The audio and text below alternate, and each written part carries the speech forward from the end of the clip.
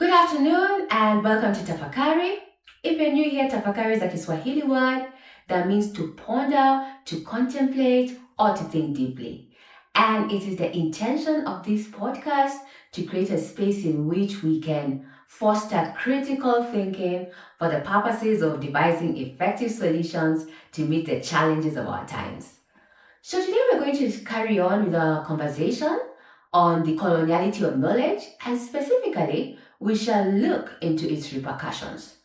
So first and foremost, what is the coloniality of knowledge? The coloniality of knowledge refers to a situation in which, or rather, let me repeat that, the coloniality of knowledge in connection to Western-centric modernity refers to a situation in which Western ways of knowing, seeing, and imagining are imposed at the expense of non-Western ways of knowing, seeing, and imagining. And what this means essentially is that Black people, indigenous people, as well as people of color, had their ways of knowing, seeing, and imagining marginalized, silenced, or appropriated where necessary to meet the demands of Western-centric modernity. So, what are the repercussions of this? The first is that it's an epistemic injustice. Because what is epistemic injustice? Epistemic injustice refers to a situation in which somebody's capacity as a knower is castigated, called into question, sidelined.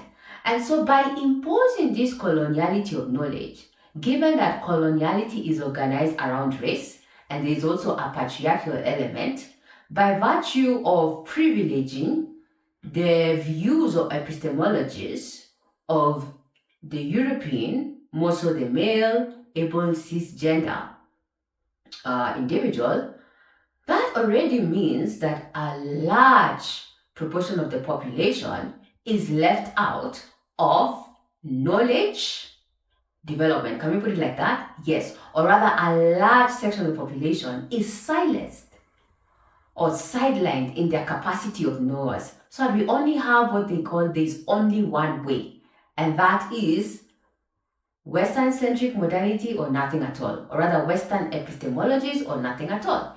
So that's the first issue, epistemic injustice.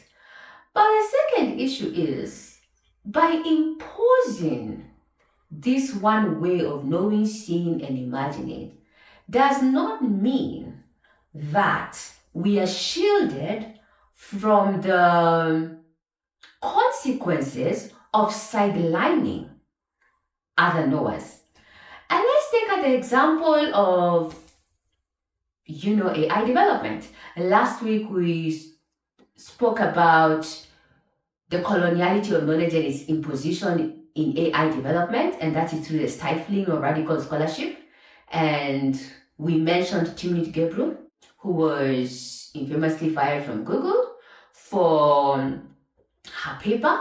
And this paper, she co-authored this paper, which is titled On the Dangers of Stochastic Parrots. Can language models be too big? So essentially within this paper, they highlighted concerns around the development of these models. And I focus on the ecological toll of this, so that given that large language model development is a resource-intense affair, that is, they demand a lot of energy, they demand a lot of water, and they also have a large footprint. And essentially what they said, especially in connection with the carbon footprint, is that it's unfortunate that marginalized populations take on these consequences, never mind that they may not even benefit from inventions arising out of LLMs. So obviously, this paper did not go down well with the powers that be because it amounted to calling the emperor naked, because Google is in that race. Google, as well as many tech giants, are in that race. So the condition was either to rescind the paper, retract the paper, or remove colleagues from Google from the paper. So she didn't capitulate, and in that essence what happened is that she was fired, and eventually not all the contributors made it to authorship, right? And this was because some retracted their names on the demand of Google leadership, simply put. But just because you silenced the message, or rather, just because you might have attempted to silence the message, and thankfully that didn't transpire like that, doesn't mean that you silence the impact. And that's why we need to be really concerned about the coloniality of knowledge. It's because through selective authorship or regulating what comes out, so that whatever comes out, adheres to the colonial matrix of power, that is a disservice because there are consequences to pay for that. And what do I mean? So these people talked about ecological tools of LLM development. Fast forward to 2026. We are now in the era of AGI, which is 100 times, I think, much worse than LLMs in a nutshell. And what that has meant is that there's a resource race. And right now, there's no stopping, there's a data center expansion craze. Just the things that they talked about.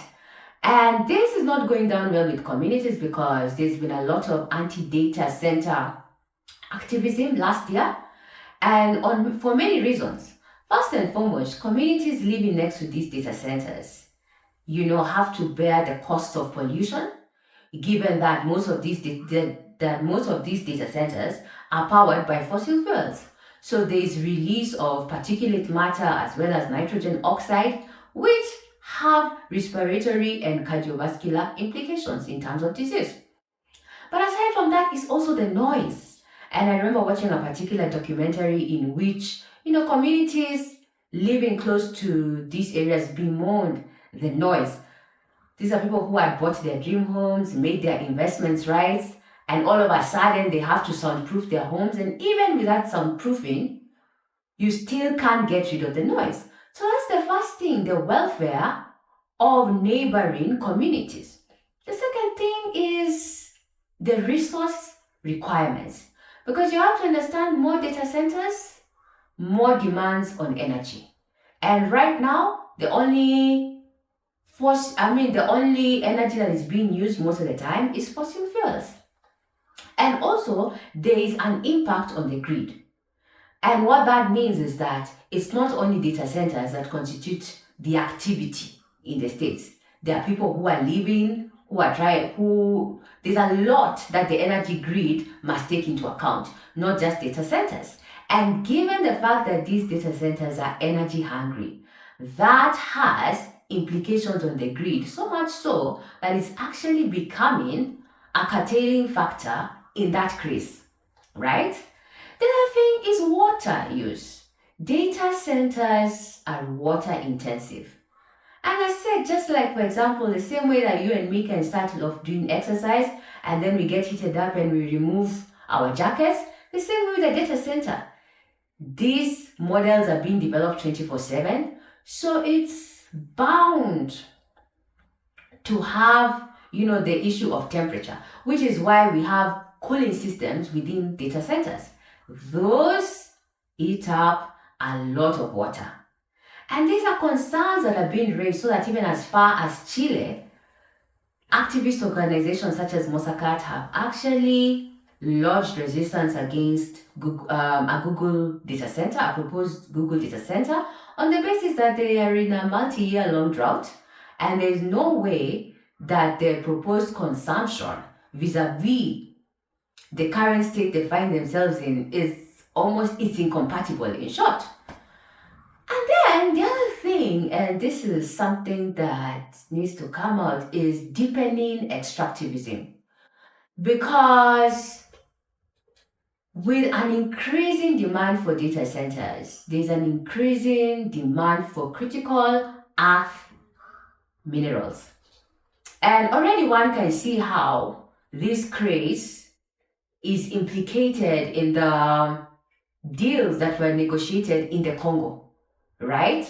And you have to understand that these deals negotiated in the Congo, I mean, this is a place that has seen so much extraction, and yet communities continue to endure the resource curse, right?